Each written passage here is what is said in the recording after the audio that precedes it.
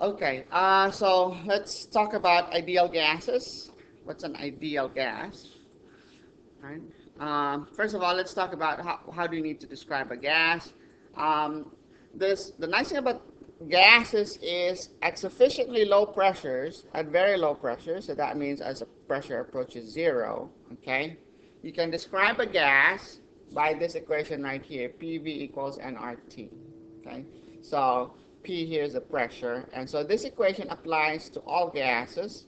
And the nice thing about this equation is it doesn't matter what kind of gas you're dealing with. Now, under ordinary conditions, this equation will be no more than 1% in error. That means that typical room conditions. Okay, but your pressure P goes very low, this becomes more and more valid.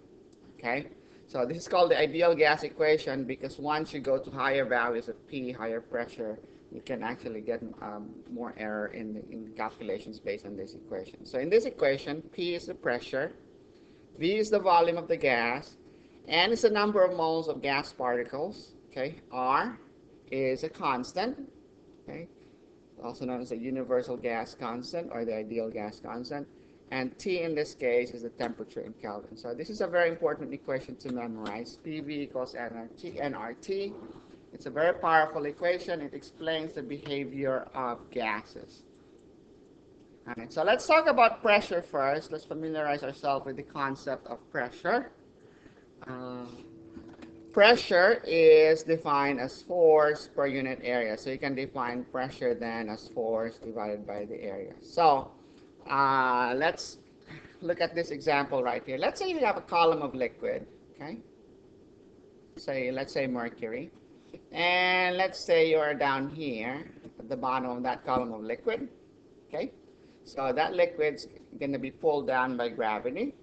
So but then it's not going to be moving, it's sitting on top of you, so that means you are also exerting a force on that liquid, right? So that means the liquid must also be exerting a force of equal and opposite magnitude on you, so you're going to feel a force from that liquid, and the force you feel is the weight of the liquid. It's called the weight of the liquid, equal to the force that the gravity pulls on you. Okay, so if you divide that by the cross-sectional area of the column, then you have what we would call the pressure at the bottom of that column of liquid. So let's say that liquid is mercury, and so let's say that column is 76 centimeters tall. Okay. How much force would you feel at the bottom? So let's figure out what that force would be. Okay. So at the bottom of the column of mercury, you will have, first of all, okay, if you have a column that has a cross-sectional area A and height H, okay, here, you can make that a square column if you want. The area at the bottom, the cross-sectional area is A, and the height is H. What's the volume of the column? Just base times height, the area of the base times the height. Like the area here is length times width, so length times width times height. Or here, if this is a cylinder, the area of the circle is pi r squared times height, right? So the volume of your column will just be area times height. Okay?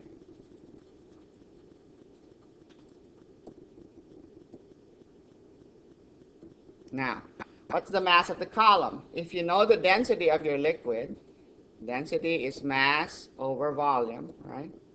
So the mass of your column will just be density times volume, okay? But we've already said earlier that volume is area times height, so you say that the mass is density times volume or density times area times height. I'm just substituting area times height for volume. Okay? D is the density. Well, what's the weight of the column? The weight of the column, according to physics, is just what? Weight of something that has a mass m would be mass times acceleration due to gravity, right? So the weight of the column is density times area times height times g. Okay? mass is density times area times height, and g is acceleration due to gravity. And if you recall, what's the value of the acceleration due to gravity? It's 9.80 meters per second squared. Okay. So what's the pressure at the bottom of the column? It's just force, which is going to be the weight divided by the area. So the pressure at the bottom of the column is just going to be the weight divided by the area. So the weight is density times area times height multiplied by g, divide that by the area. You get the formula for the pressure at the bottom of the column. Area cancels out, so pressure will just be density times height times g. So that's the formula for the pressure that you're going to feel, the force per unit area you're going to feel at the bottom of a column of liquid. Okay? So what would this be in the case of mercury, which has if it happens to have a height of 76 centimeters and a density of 13.6 grams per cubic centimeter. So let's do this for mercury. We got our formula now.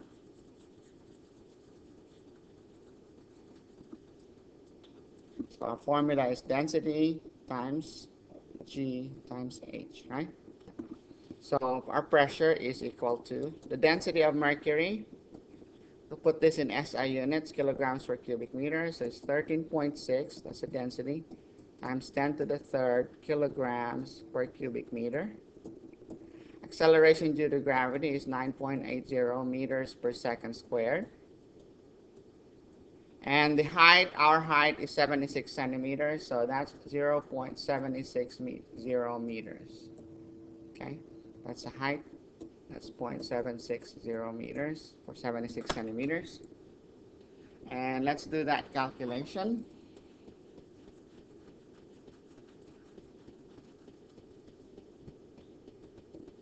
So we have 13.6 times 10 to the 13.6 times 10 to the third, so that's 1,000, times 9.8 times 0.76 equals, that's 101,292 times 10 to the fifth. Okay, so 3 sig figs here, so 101, 1, 2, 3, 4, 5, so that's 1.01 times 10 to the fifth. What's our unit here? Our unit should be, okay, let's look at our units. Kilograms, okay, I have meters squared divided by meters cubed, so they have meters to the -1, and then per second squared. Okay, so that's our unit. That unit is called a Pascal. In SI unit, this is called a Pascal. So that's the unit of pressure in SI. Okay, now we can actually show that that is equivalent to newtons per square meter, because pressure is force per unit area, if you remember. Okay, and the unit for force is newtons, and the unit for area is square meters. So it's the same thing as a newton per square meter. So kilogram per meter per second, that's equivalent to what we call 1 Pascal is equivalent to 1 Newton per square meter. Okay, so that's the unit, SI unit for pressure. Okay, so 1 Pascal is 1 Newton per square meter. Okay, that's the unit for pressure in SI. Now, the traditional units that we've been using in chemistry a lot is the atmosphere, the torr, the millimeter of mercury, and centimeters of mercury. Okay, so typically at sea level, the height that if you have a mercury column, it will go up to a height of about 76 centimeters, and that height, okay, if you had more precise numbers in the earlier calculation we did, you'll find that's going to be 1.01325 times 10 to the 5th Pascal. So That's why 1 atmosphere of pressure is defined to be exactly 1.01325 times 10 to the 5th Pascal. Okay? So that's also known as 76 centimeters of mercury, because remember, if your pressure is uh, density times G times height, you can see that for a given liquid, in the case of mercury, density is constant, right? G is a constant, so pressure is directly proportional to height. The bigger the height, the taller the column, the higher the pressure. So that means you can use height as a measure of pressure, equivalent height of mercury as a unit of pressure. So centimeters of mercury, millimeters of mercury, inches of mercury, those are pressure units. And the equivalent is 760 millimeters of mercury, or 76 centimeters of mercury is equivalent to 1 atmosphere, which in SI units would be 1.01 times 10 to the 5th Pascal. In more recent times, a new unit called the bar was invented to make it easier to convert to SI units, and something that's really close to 1 atmosphere. You'll notice 1 atmosphere would just be 1.01 bar. So it's about 1% difference from a bar. A bar is 1,000 millibars, right? 1,000, and that's 10 to the 5th Pascal. If you look at this expression right here, which is 10 to the 5th Pascal, okay, so 1 atmosphere we say is 1.01 bar, because 10 to the 5th Pascal is a bar. So those are some units of pressure that you need to be familiar with. Okay. So let's just look at some examples. What would be the pressure due to a column of mercury in Pascal, a 1 meter column of mercury in pascals, atmosphere, torr, and millimeters of mercury? Okay, so if you have 1 meter column of mercury, what would that be? What would be the easiest one to solve for here? Let's solve for that in millimeters of mercury.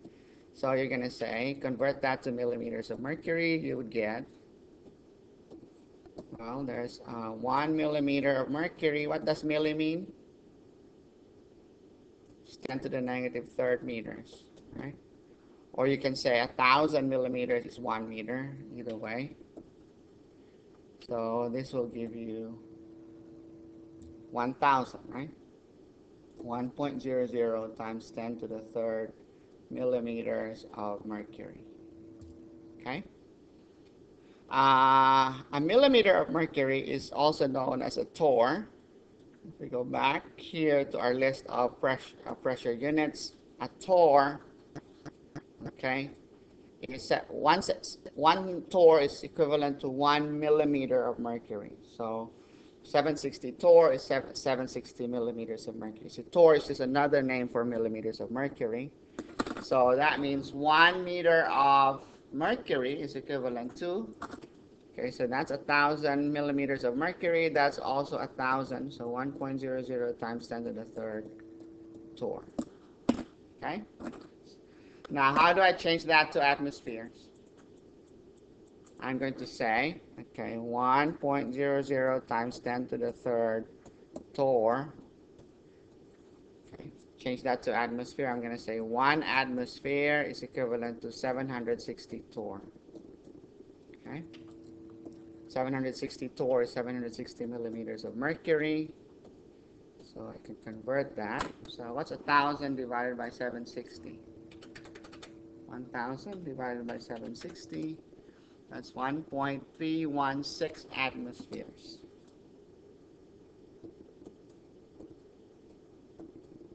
Okay, 2 sig fig, so it's 1.32 atmospheres. Okay, and how do I change that to pascals? Well, what's the equivalence?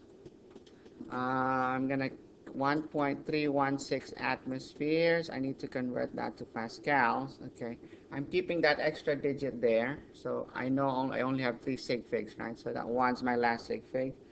So 1 atmosphere is 1.01325 times 10 to the 5th pascals. So that gives me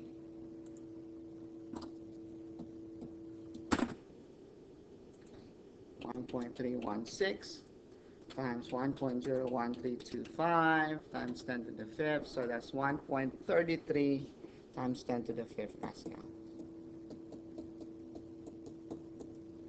Okay, so you need to familiarize yourselves with these units.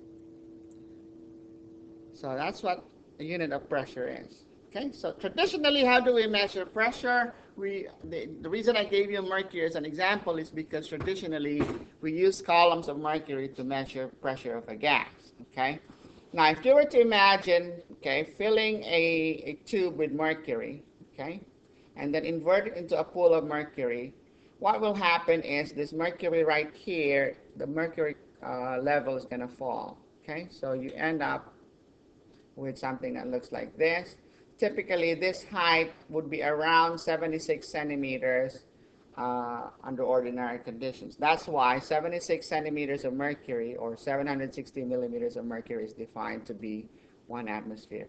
And the reason for that is we say that 1 atmosphere of pressure of air, okay, is supporting that column. There's molecules of air colliding with the pool of mercury right here, exerting a pressure. So air pressure, pressure of a gas, is due to molecules colliding with a surface. Okay, so those collisions between molecules and a surface would cause the molecules to exert a force on the surface. So if you divide the force exerted on a surface, if you have a surface here, you get collisions, divide the force of that the molecules impart on a surface by the area of the surface, you get a pressure. Okay, so the reason this thing goes up is because of air pressure. Same principle works when you drink from a straw. Like if you had a drink, okay, and you stick a straw in there, how can you get your drink to go up the straw? Suck out the air from the straw, right?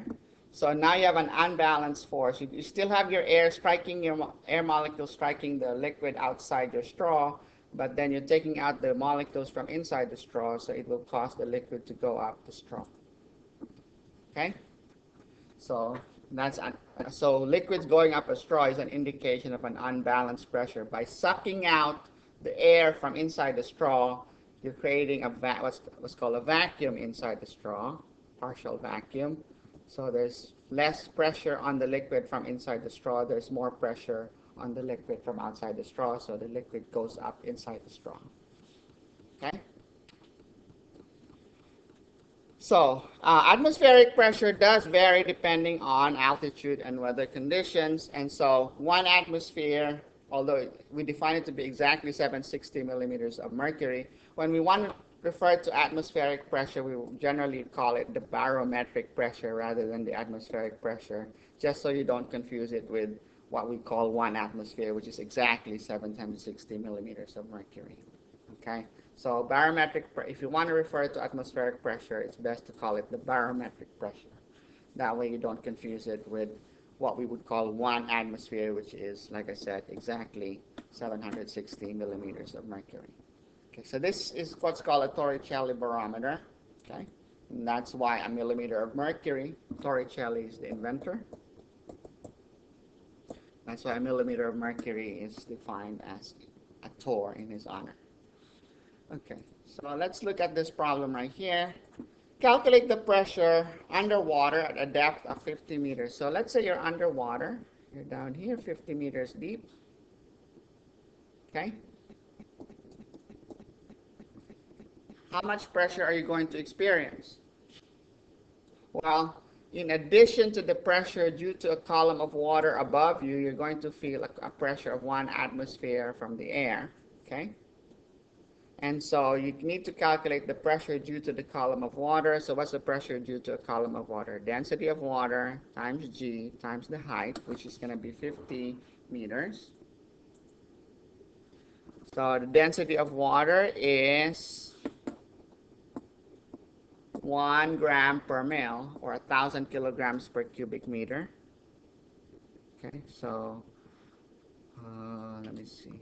That's going to be 1.00 times 10 to the third kilograms per cubic meter. That's the density of water. Acceleration of gravity is 9.80 meters per second squared. And the height is 50 meters, 50.0 meters. It's a 50-meter deep column, 50-meter tall column above you if you're down here. Okay, and so if you did that calculation, you'll find that that's going to be 4.905 times 10 to the 5th Pascal, or 4.8 atmosphere. Okay, so plus add that to the pressure of the atmosphere above the water, you'll be subjecting yourself to a pressure of about 5.84 atmosphere. Okay, so if you have like a water resistant wristwatch, okay, it would have a mark on it that says how many bars, so you can convert that bars to atmosphere and can figure out how far below water can you go with that watch before it's no longer able to withstand the pressure due to the water. Okay. This is an illustration of what's called a closed-end manometer. A manometer is a device we use to measure pressure of gases, and it's basically a U-shaped tube. Okay, so this tube right here is the manometer. So you hook up your gas to your tube. On one side of the tube, you have a vacuum. That means you pull out all the air from that side.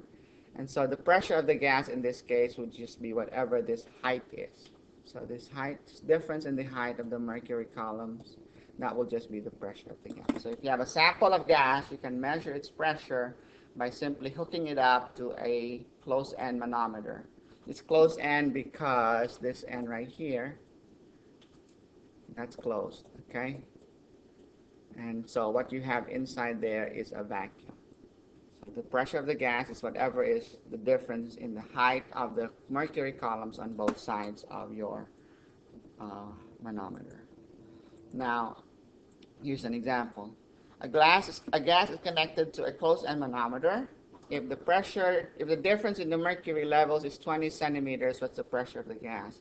First of all, let's sketch what this is going to look like. If you hook up a gas to a manometer, okay, and you have a 20 centimeter difference, so your mercury would be lower down here and it would be higher over here, okay?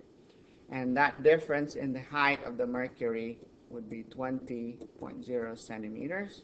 So our pressure in this case would just be 20.0 centimeters of mercury. And if you want that in torr, what do? You change that to millimeters. So that's 20.0 centimeters mercury times, how's centimeter and millimeter related? 1 centimeter is equivalent to 10 millimeters, right, of mercury. And a millimeter of mercury is just 1 torr. So that converts it from centimeters mercury to torr. And that will just give you 200, okay, 3 sig figs, 200 torr. So 2.00 times 10 to the 2nd power torr. That would be the pressure of your gas. Now, a more common use for a manometer is one that involves one open end. So this end right here is open to the atmosphere. And so is that end right here. So 2 possible setups. If you look at this side right here, let's see what happens here. You have your gas, okay? Look at your gas. It looks like it's pushing down on the mercury harder than the atmosphere. Over here on the other side, your atmosphere is pushing it. You can see it's able to push the mercury further down than the atmosphere is. So that means your gas here in this setup must be higher than the barometric pressure. The barometric pressure, this BAR here is short for barometric. So this means, in this case, that your gas has a higher pressure than the barometric pressure. So whatever the barometric pressure is, you look that up or you find a barometer, you just add H to that. This H is the difference in this height, and you get the actual pressure of the gas. Now in this setup here on the right, your gas doesn't seem to be able to push down as hard as the atmosphere does. So your atmosphere is pushing further down than the gas. So that means the pressure of the gas in this setup is less than the barometric pressure. Okay? Your air, the atmosphere is pushing down harder on your mercury than your gas is. So your pressure of your gas is lower. So the formula for the pressure of the gas in this setup would be whatever the barometric pressure is, you subtract the height difference. So H right here is the difference in the height of the mercury columns. Okay? Whereas over here, the difference in the height would be the difference, again, in the pressure of the gas in the atmosphere. So you just add that to whatever the barometric pressure is. So let's look at an example right here. Let's take a look at this one.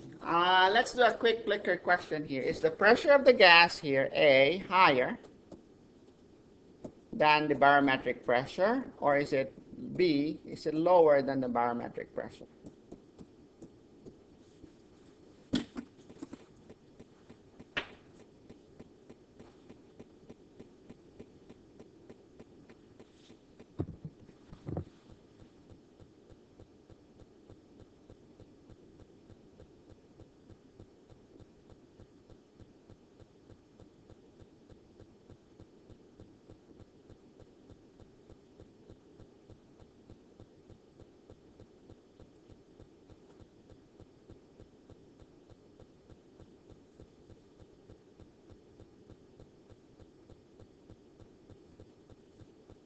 Okay, it's lower.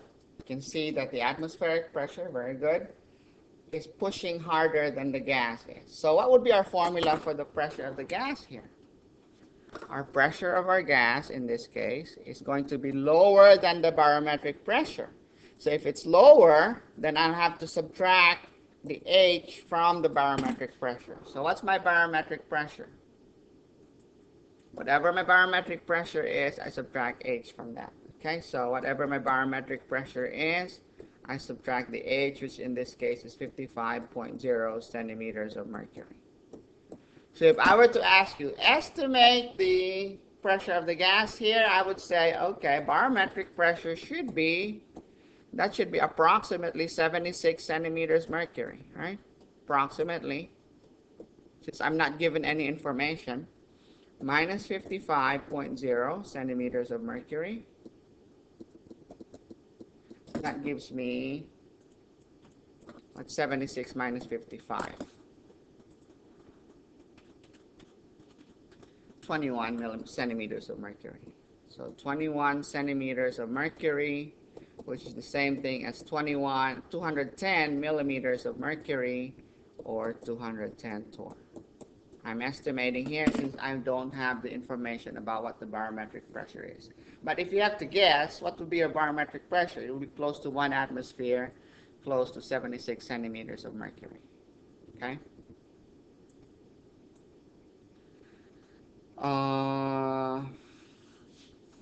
Let me show you an animation of simulation of a barometer. Oops. Session has expired.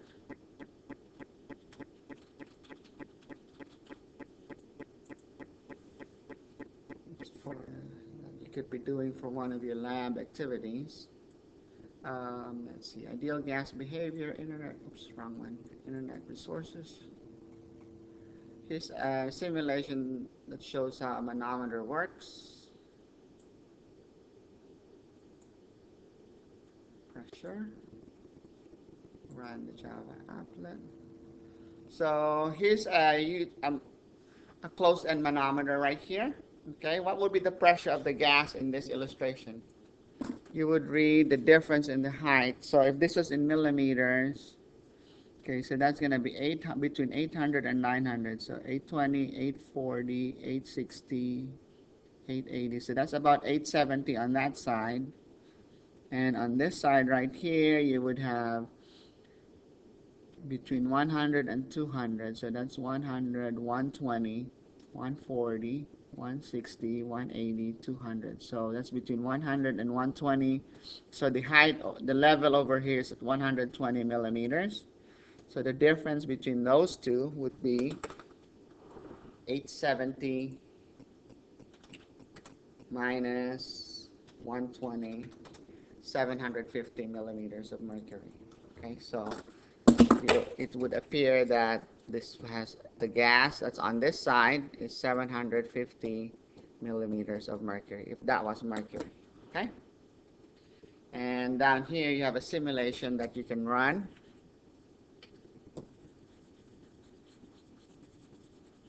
Okay, you can play with this. Down here you can create new pressure, and this will give you some practice in reading the barometric pressure. Okay, and so here, what's our pressure here? Is this height right here minus that height, so the height difference, that would be your pressure. Okay, so this is a good thing to practice. And here's one that uses a water manometer. So instead of mercury, you have a column of water. All right. One thing to know about columns of water, water is not as dense as mercury. Okay, mercury is 13.6 times more dense than water. So whatever pressure of whatever height of water you have to divide it by 13.6 to get the pressure in height of equivalent pressure in mercury. All right, so let's take a look at this quick question right here. A gas bulb connected to an open-end mercury manometer, and the liquid level in the arm connected to the gas bulb is found to be 15 centimeters lower than the arm that's open to the atmosphere. Okay, so what does this problem say? I have a tube, a manometer, and here's my gas. Look up here, and my atmosphere is over here. It's open to the atmosphere. The gas is 15 centimeters lower than the atmosphere, the atmospheric sign. So this difference is 15 centimeters. Okay, and the prevailing barometric pressure is 755 millimeters. So the atmospheric pressure is 755 torr. What is the pressure of the gas in the bulb? Can you calculate that for me? Is it 905, 770, 740, or 605?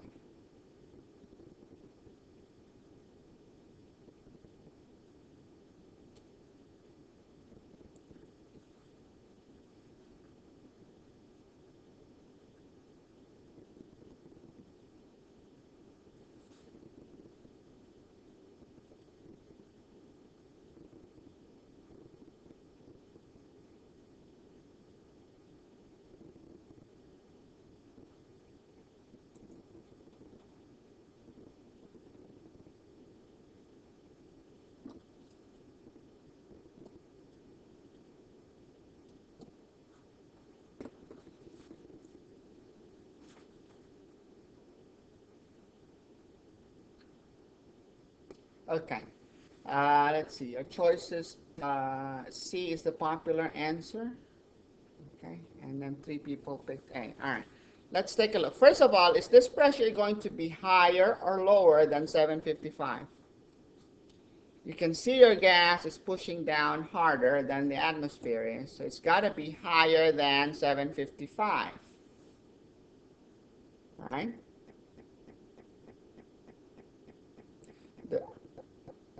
The gas in the arm that is connected to the gas is 15 centimeters lower than the atmospheric pressure. So the gas pressure must be higher than atmospheric pressure. So it's got to be higher than 755. That's our barometric pressure. Okay, so plus the height. You have to add to the barometric pressure. Our barometric pressure is 755 millimeters of mercury, or 755 torr. So what's our height? Our height is 15 centimeters. Oops. But 15 centimeters is 150 millimeters. So if you add the 2, you get 755 plus 150. That gives you 905. So the correct answer is A. Okay.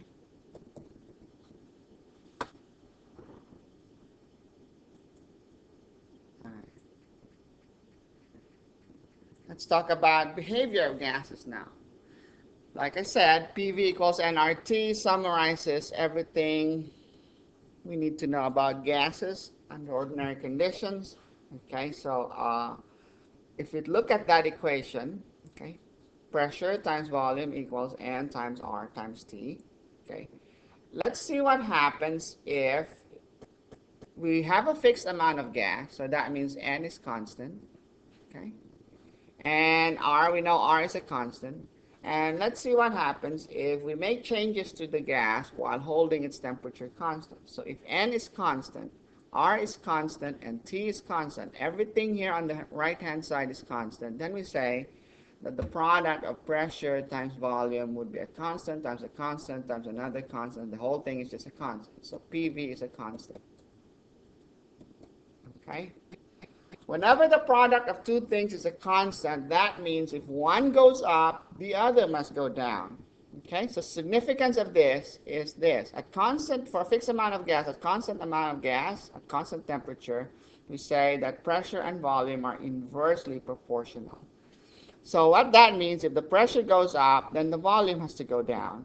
And the volume pressure goes down, the volume has to come up. So for example, in this illustration that I have here, okay, I have my pressure right here. If points 1, 2, and 3 are at the same temperature, then P1 V1 must be equal to P2 V2 must be equal to P3 times V3. All of these points, if I were to trace all the possible points at the same temperature that have the same temperature, okay, then this is the graph that I'll get if I were to plot pressure versus volume. All of these points right here will fall on what's called an isotherm. Iso means the same. Okay. So an isotherm is a curve where every point represents conditions at the same temperature. At every point in this curve, pressure times volume is equal to a constant. Let's illustrate that. Let's just say, for the sake of example, if pressure is, let's say, 1 atmosphere and volume is 1 liter. If I were to, 1 times 1 would be 1, right? Liter atmosphere. Pressure times volume would be 1 liter atmosphere. Liter times atmosphere. What if I were to double my pressure to 2? How can my pressure times volume still be equal to 1 liter atmosphere? If I double my pressure, I multiply it by 2, what should I do to my volume to make the product remain the same? I multiply the volume by 1/2. So that becomes 0.5 liters. So 2 atmospheres times 0.5 liters will still give you 1 liter atmosphere. So you see, you double the volume, you double the pressure, you cut the volume in half. So that's what we mean by inverse proportion. Okay, so this is the graph that you'll see. That's the behavior of a gas at constant temperature. So that behavior was discovered by Robert Boyle, and so it now bears his name. It's called Boyle's law. So that's something that's a lot of measurements done by Boyle that is already embedded or incorporated in this equation right here. It's already summarized by this equation, PV equals nRT. So let's apply that to this question right here. Let's say you have a 25 liter sample of gas, initially at 1 atmosphere, okay? And you allow it to expand to 50 liters at constant temperature. How do you know Boyle's law is applicable here? You're dealing with constant temperature. Calculate the final pressure. So you just say, because this is a gas at constant temperature, then Boyle's law is applicable. Then you say P1 V1 equals P2 V2, where P1 and V1 are the pressure and volume before the change occurred, and P2 and V2 are the pressure and volume after the change occurred. So what do we have here? We are given, what are we looking for? Final pressure. So I want to solve for P2, right? So I'm going to say P2. To solve for P2, I divide both sides by V2. So it's going to be P1 V1 divided by V2. So what's my P1? 1 atmosphere. And my V1 is 25 liters, my initial volume. And my final volume is 50 liters. And so Liters cancel out. That gives me my final pressure of 0.500 atmosphere. Of course, I could have just done this in my head. I could have said, I doubled the volume, so I should cut the pressure in half. So if it's 25 to 50, that's times 2. I have to divide the pressure by 2, so that should only give me half an atmosphere. Okay? And that's what we get here when we do the calculations. You get half an atmosphere. And that's Boyle's law, in essence. All right. Now, which of these 4 graphs below illustrates Boyle's law? You can see here, what did we say a plot of Boyle's pressure versus volume was? It's going to look like a curve. Okay, like if this was a, let's just say this was a, pressure here, volume. Let's say this was this point right here. Let's say this is a 2 and that's a 1. Okay. Then if I cut my pressure in half, then I will be doubling my volume. If this was a 1, then that's going to be a 2. Okay. So that would be an isotherm. So it's going to look like a curve if you plot pressure versus volume. But how can you change that equation to look like a straight line? Well, Boyle's law says the product of pressure times volume is equal to a constant. So that means, we've done this earlier in the lab, we said that if pressure times volume equals a constant, then that means I can rearrange this. I can write pressure equals constant over volume, which I can write as pressure equals constant times 1 over volume plus 0. Right? And you can relate this to the equation for a straight line. You can say, if I were to plot pressure on my y-axis and 1 over volume on my x-axis, then my slope is equal to k. This is your slope. And my y-intercept, b, y equals mx plus b, would be 0. Right? So if I were to plot pressure versus 1 over volume, I'm going to get a straight line. Do I see pressure versus 1 over volume here? These are all pressure versus 1 over volume, pressure versus 1 over volume, pressure versus 1 over volume, pressure versus 1 over volume. So which of these plots is a straight line? Well, they're all straight lines. So which one illustrates Boyle's law? Well, your constant here, okay, pressure is always a positive number. Volume's always a positive number, so your constant is a positive number. So your slope, which is your constant, is a positive number. So you must have a positive slope. Okay? So this is a 0 slope. This is a negative slope. Okay, so this one's wrong. So both of these are positive slopes, A and B. But what else do we need to know? Our y-intercept should be 0. So that should cross the y-axis at 0. So this one, okay, doesn't cross at 0. This one does. So this is the best answer right here. So if you plot pressure versus 1 over volume, your isotherm is going to look like a straight line. If you plot pressure versus volume, your isotherm is going to look like a curve. The correct term in math is a half of a hyperbola for that curve. Now, Charles's law tells us how volume and temperature are related. So if you rearrange PV equals nRT, okay, so that I have volume and temperature on one side. So what do? I divide both sides by PT. And the reason I'm doing that is so I can move all volume and temperature to one side. So pressure will cancel out here, temperature will cancel out. So you can see that V over T is just NR over P. Okay? So if V over T is a constant, according to Charles's law, if you're dealing with a gas at constant pressure, okay, then the volume and temperature can be found to be directly proportional. Anytime the ratio of two quantities is a constant, you say those two quantities are directly proportional. So in an isobar, what's an isobar? And that means a graph that where everything is at the same pressure.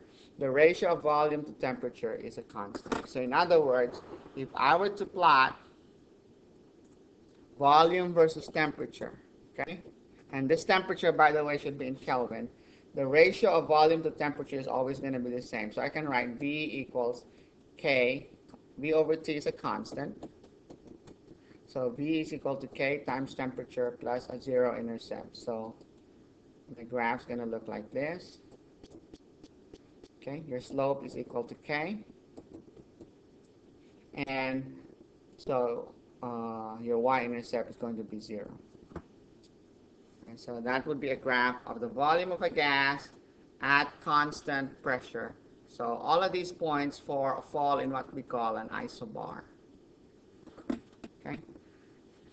Basically, what Charles's law is saying is, what do you see from this graph? As temperature increases, the volume increases. See, this is what this graph tells you. Okay. Temperature increases, volume increases, temperature goes down, volume goes down. We say volume and temperature are directly proportional. In layman's terms, we say gas expands when heated. Okay? So let's apply that to this problem right here. A 10-liter sample of gas, initially at 300 Kelvin, is heated to 600 Kelvin at constant pressure. So if you know it's constant pressure, Charles' law is applicable, so you say V over T, V1 over T1 equals V2 over T2. You're asked for the final volume, so we're looking for V2. How do I solve for V2? Multiply both sides by T2, right? And that will cancel T2 from both sides. I can solve for V2.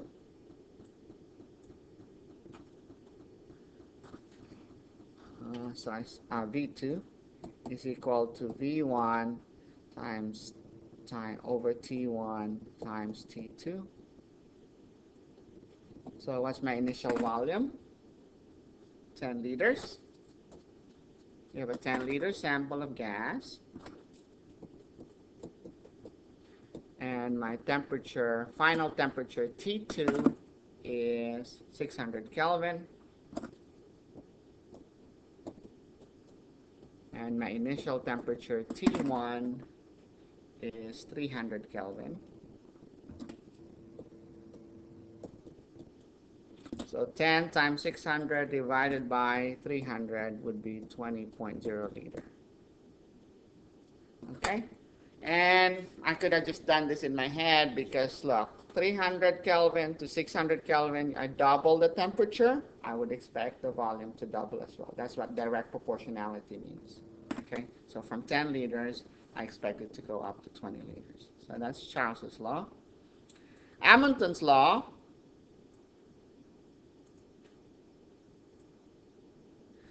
relates pressure and temperature for a fixed amount of gas. So if you have a fixed volume container, so you fixed your volume, and then you just heat your sample, you change the temperature, then the pressure of the gas will increase. Okay? So that's what it's saying is if you have a fixed volume container, you have a gas in there, you heat it up, the pressure of the gas will increase. At the molecular level, we see that as if you have higher temperature, your gases molecules are going to move much faster. They're going to collide more frequently with the walls of your container and more strongly with the walls of your container. So you build up pressure inside. So as temperature increases, pressure increases. Temperature goes down, pressure goes down. And again, if you rearrange PV equals nRT, okay, you move pressure and temperature on one side, so divide both by VT, both sides by VT. Volume cancels out, temperature cancels out from the right. I can see in this case that P over T is equal to NR over V. This is just a constant. So P over T is a constant, so that means P1 over T1 would be equal to P2 over T2. Okay, so all data points that correspond to the same volume would fall in a graph that's called an isochore. Isochore means constant volume. And again, just like in Charles's law, the temperature here has to be in Kelvin. Okay? So if you have your given values in Celsius, you have to change them to Kelvin. So here's an example. Fixed volume container contains a gas at 300 Kelvin and 1 atmosphere. If the temperature increases 600 K, what's the final pressure? So fixed volume. So that means you know that P1 over T1 equals P2 over, P2 over T2. You're looking for the final pressure, so calculate P2. How do we do that? P2 equals, multiply both sides by T2. So to get rid of that, so you say it's equal to P1 times T2 over T1. What's our initial pressure? 1 atmosphere. What's our initial temperature? That would be 300 Kelvin. And our final temperature is 600 Kelvin. Right there. So, oops, I got it mixed up, huh? Okay, our final temperature, our final temperature is 600 Kelvin. Our initial temperature is 300 Kelvin. So if you did that calculation, you find that our final pressure is 2.00 atmosphere. And just like before, we could have just done this in our heads. We could say, all right, I doubled the temperature from 300 to 600. Volume remained the same. I would expect my pressure to double as well. So my final pressure here is going to be 2 atmospheres. All right, so that's how gases behave for a fixed amount of gas. Okay? Now, most gas problems, you can actually just solve by plugging in numbers to PV equals nRT. So if you have if you know the pressure, volume, if you know like your variables here are pressure, volume, N, and T, okay? If you know 3 of the 4, you can figure out the 4th one. But sometimes you're not given enough information to just plug into that. So what you need to do in these types of situations is identify what are constants in the problem. So if it's obvious that you have a fixed amount of gas and the temperature, and you're told that the temperature is constant, then you can just say P1 V1 equals P2 V2. That's Boyle's law. Okay? If you have a fixed amount of gas and the pressure is held constant according to the question, then you know that you're dealing with Charles's law. So V1 over T1 equals V2 over T2. So that's Charles's law. Right? And if pressure and temperature are constant, you can rearrange this. Then you can show that V1 over N1 equals V2 over N2. This is Avogadro's law. We'll talk about that next time.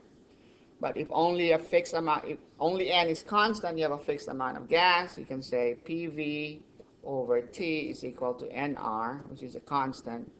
So you can say PV over T is a constant. So P1 V1 over T1 equals P2 V2 over T2. That's the combined gas law. So it's like a combination of Boyle's law, Charles' law, and Amontons law. Okay. Constant volume and temperature. Okay. Your volume and temperature are constant, then you can say, all right, pull all your constants to one side. You can say P over N is RT over V. So all of this is constant, and you say P over N equals P over N. Okay. What this says is the more gas molecules you have, the higher the pressure, directly proportional. Anytime you have a ratio, okay, something over something else equal to a constant, you're dealing with direct proportionality. Anytime you have a product of 2 things being equal to a constant, you have inverse proportionality. So for example, for a fixed volume of gas at constant pressure, N1 T1 equals N2 T2.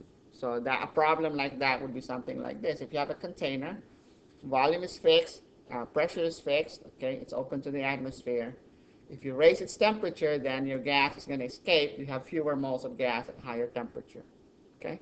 So the higher the temperature, so if NT is a constant, the higher the temperature, the fewer gas you have. The lower the temperature, the more gas you can contain in your fixed volume container. So this equation right here would be useful for a problem like that. Okay? And I think it's about time for us to go. Yeah, we're gonna take a look at a couple of problems next time, and then we'll finish up the gases next time. All right.